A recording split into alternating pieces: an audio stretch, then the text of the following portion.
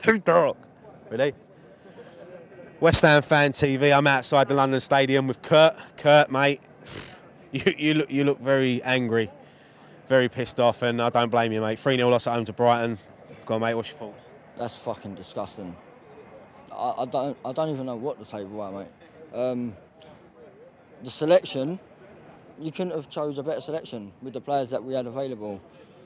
You could argue Martinez, I think, should have been at least on the bench.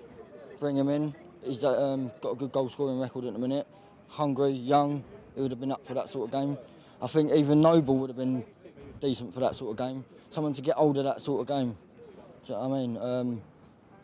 We had no leadership out there. I thought Zab was probably one of the better players on the pitch, to be fair.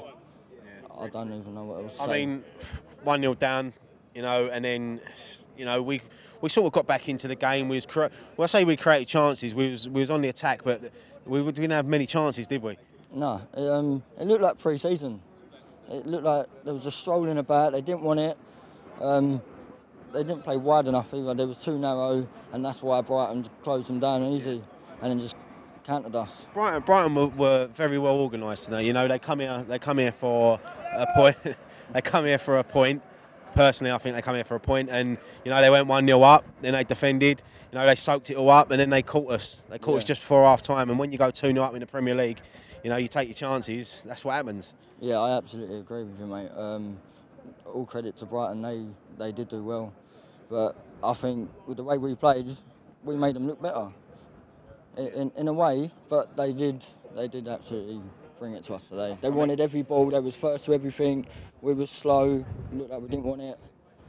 It was just absolutely shit. First half was terrible. We got booed off at half time, which was rightly so. And then second half come out, and IU come on for check, and you think you can't get any worse. It got 10 times worse. I can't even remember us having any chances. I mean, Lanzini had a couple of free kicks. One, I think, landed over here somewhere.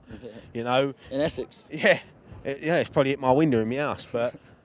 Honestly, like and then Brighton, they got the penalty, and then you know when you're 2-0 down, the next goal is important. You get 2-1, you're back in it. 3-0, it's game over, and that's it. 3-0 down. I didn't think Lanzi really wanted it today. I think he was sitting a little bit deep. He didn't really dribble like he normally does, create chances, take people on, but then again, he didn't have anyone to do like him, Obiang and Czech Kiate in the first half were so far apart. At one point, Kiate was up front. Yeah. I don't know whether Bilic told him to do that. He must have, because I don't think he'd do it off his own back. But he's playing up front at one point. But why Czech up front? Why not push I don't know, Lanzini out wide and then put Czech as the CAM sort of role? See, personally, for me, at half-time, I thought they should have took off Arnautovic, who was poor tonight. They should have pushed Masuaku further and put Creswell on, because you've got two players that can bomb up and down that left, put some crosses in, and hopefully Hernandez or Antonio gets on the end of it, but it didn't happen, mate. Everything was just going down the middle, I thought. They were trying to squeeze everything down the middle, and Brighton was so compact. This is where they were good. They were defensively good, and it was like their middle between the defence and midfield, they was compact. They kept a little shape, that was organised, they all moved like clockwork together, and it was easy for them. It was like training for them. Yeah. But, you know, 3-0 loss tonight, you know, we can't do nothing about it now, it's done. Quickly, before I move on to talk about Tottenham game, Bilic, in or out? I'm not a Bilic out person, so I'm going to say in, but it's down to the players, because he picks a good line-up today, strong enough, but they were fucking shit. So it's easy to blame a manager. This is what I've always said.